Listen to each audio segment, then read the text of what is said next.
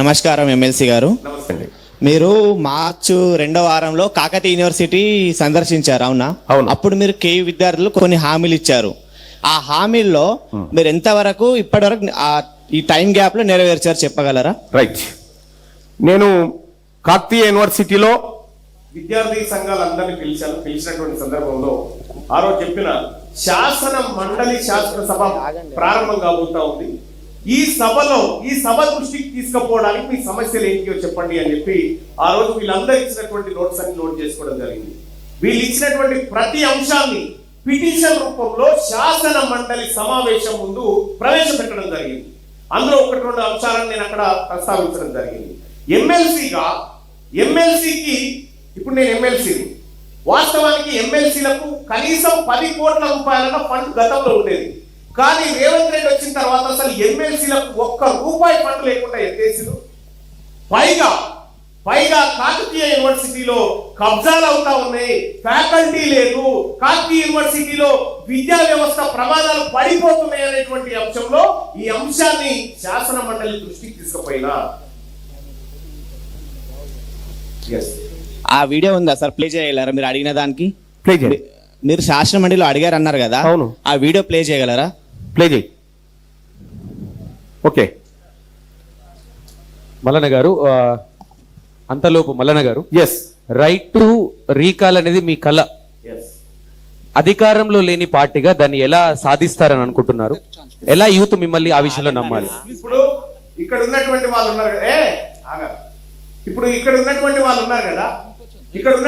ఉన్నారు కదా, తీన్మార్ మల్లన్న 2 సంవత్సరాలు అయింది ఎమ్మెల్సీగా గెలిచిన తర్వాత. తీన్మార్ మల్లన్న ఎమ్మెల్సీగా గెలిచిన తర్వాత ఒక మాట చెప్పిండు, ప్రతి సంవత్సరం నేను ప్రజలను అడుగుతా, నా పర్ఫార్మెన్స్ మంచిగా ఉందంటేనే మీరు నెక్స్ట్ ఇయర్ కి ఛాన్స్ ఇవ్వండి, లేదంటే రిజైన్ చేస్తా అని చెప్పిన. ఇదే కేయూ ఇష్యూ అని అంటారు చూడు. ఓకే, నీ పేరేంటి?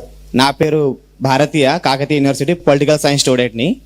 ఇంకోటి సార్, మన దగ్గర కాకతీయ యూనివర్సిటీలో చాలా కోర్సులు లేవు. Okay okay. ఆ కోర్సులు ఉస్మానియాలో ఉన్నాయి కానీ కేయూలో లేవు. For example MSc geography, MA anthropology, ఇంకా చాలా కోర్సులు.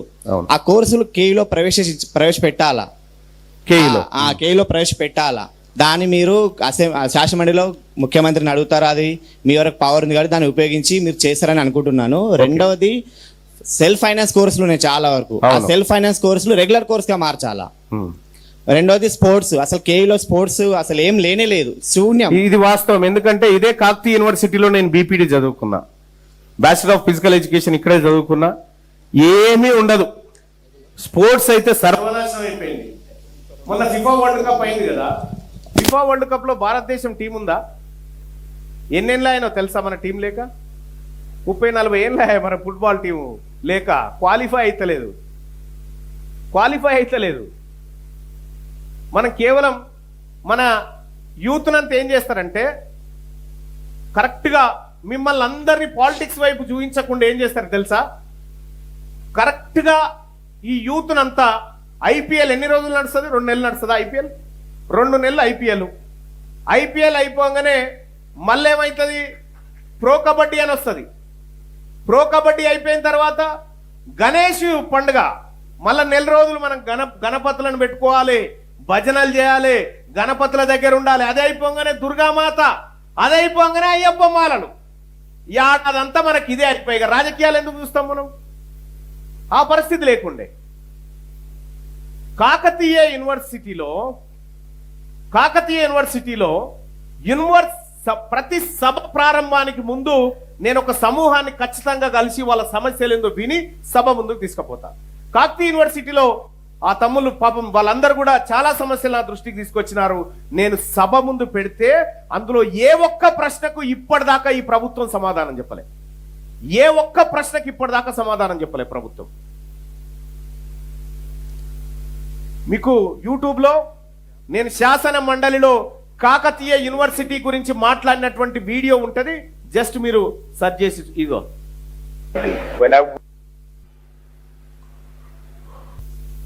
మీరు చూడాలనుకుంది ఇదేనా? The other day, when I went to Kakatiya University, I said all the staff and students of Kakatiya University in the auditorium. Okay so brother proof కావాలి కాబట్టి కనబడింది కాబట్టి okay bye Mallanna garu proof కోసం కాదు అతను అడిగింది ఏంటంటే నువ్వు మాట్లాడినవా లేదా మల్లన్న అని Auditorium. ఆడియో ట్రాక్ అని ఉంటుంది చూడు తెలుగు మొన్న మేము కాకతీయ యూనివర్సిటీకి పోయినటువంటి సందర్భంలో కాకతీయ యూనివర్సిటీలో ఉన్నటువంటి సిబ్బందిని విద్యార్థులను అందరిని కూడా ఆ ఆడిటోరియంలో కూర్చోబెట్టి వారి సమస్యలు ఏంటి అనేది నేను పోయి అడిగితే సార్ కాకతీయ యూనివర్సిటీలో contract part time out sourcing అనేటువంటి రకరకాల టీచింగ్ నాన్ టీచింగ్ స్టాఫ్ ఉన్నారు సార్. వాళ్ళ సమస్యలు మాత్రం ఇప్పటి వరకు ఏ ఒక్కటి కూడా గట్టెక్కిన పరిస్థితి లేదు సార్. అక్కడ అవుట్ సోర్సింగ్ వాళ్ళు పార్ట్ టైం వాళ్ళు కనీసం కాంట్రాక్ట్ లో కన్నా మమ్మల్ని తీసుకోండి అని చెప్పి. ఓకే ఓకే సో యూత్ మీ నుంచి ఇంకేమైనా ప్రశ్నలు ఎవరైనా అడగాలనుకుంటున్నారు? సార్ ఇప్పుడు తెలంగాణలో యువత రాజకీయాల్లోకి వెళ్ళడానికి గల ఎటువంటి కారణం సార్ వెళ్ళకుండా ఉండడానికి? అది డబ్బా లేక కులమా లేకపోతే కుటుంబ రాజకీయాలా లేదా యువతలోనే ధైర్యంలోనే ఏమైనా తక్కువ ఉందా? రైట్ ఒకటి ఫస్ట్ ఆఫ్ ఆల్ రాజకీయం అనగానే మనకి ఏ రాజకీయం అంటే రాక్షసులు రా బాబు, అదొక రొంపి అదొక బురద అని మనకు చెప్తారు. రాజకీయం అంటే పవర్, రాజకీయం అంటే రైట్, రాజకీయం అంటే ఒక బాధ్యత అనే ముచ్చటను మనకు రాజకీయ నాయకులు ఎప్పుడు చెప్పలేదు. అందుకే యువతను ఎప్పుడు అక్కడ వైపు తీసుకుపోలే. మనం ఫస్ట్ టైం తీన్మార్ మల్లన్న మిమ్మల్ని అటువైపు తీసుకుపోవడానికి వచ్చినటువంటిది.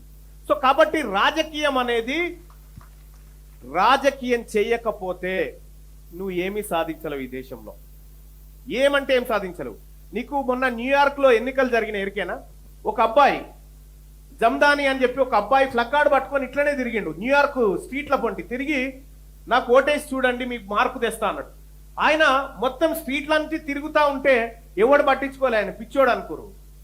తీరా ఎలక్షన్ బ్యాలెట్ పేపర్లు తీస్తే ట్రంప్ ఓడిపోయిన ఆయన గెలిచిన అబ్బాయి. ఎందుకు? అక్కడ ఉన్నటువంటి ప్రజలు చూసిరు కానీ లైట్ తీసుకురు. ఆ తర్వాత ఇప్పుడు న్యూయార్క్ సిటీలో, నేను మొన్న న్యూయార్క్ సిటీ పోయినా, న్యూయార్క్ సిటీలో చాలా అద్భుతమైన మార్పు వచ్చింది. కాబట్టి తెలంగాణ రాష్ట్రంలో మార్పు రావాలంటే కూడా యూత్ పాలిటిక్స్ లోకి రావాలి, యూత్ పాలిటిక్స్ చేయాలి. జంతర్ మంతర్ కాడ ఏమన్నాడు సుప్రీంకోర్టు ప్రధాన న్యాయమూర్తి? ఏమన్నాడు? మనని జల్ల పురుగులు అన్నాడు, మనని జల్ల పురుగులు, కాక్రోచెస్ అన్నాడు. నువ్వు కాక్రోచెస్ అంటావా అని చెప్పి కాక్రోచ్ జనతా పార్టీ అని పెట్టి నరేంద్ర మోడీ 4 రోజుల పాటు నెత్తి పట్టుకొని కూర్చున్నాడు ఆడ. కాక్రోచెస్ ఎవరు? మనమంతా ఎస్ ఐఎమ్ కాక్రోచ్ అని చెప్పి తెలంగాణ రాష్ట్రం నుంచి కాక్రోచ్ జనతా పార్టీకి జన్జీకి మద్దతు ఇచ్చిన ఏకైక పార్టీ తెలంగాణ రాజ్యాధికార పార్టీ. ఎందుకంటే యూత్ పాలిటిక్స్ వైపు తీసుకుపోవాలనుకున్నాం కాబట్టి. సో కాబట్టి మీకు ఏ అడ్డంకులు ఇక ఉండవు. ఫ్యూచర్ లో మీరు స్వేచ్ఛగా రాజకీయాలు చేయొచ్చు. మహిళలకు 33% రిజర్వేషన్ వచ్చింది. ఇప్పుడు ఖచ్చితంగా మహిళలు నిలబడాలి. ఆ మహిళలు మీరై ఉండాలి, మీ యూత్ అయి ఉండాలనేది నా కోరిక.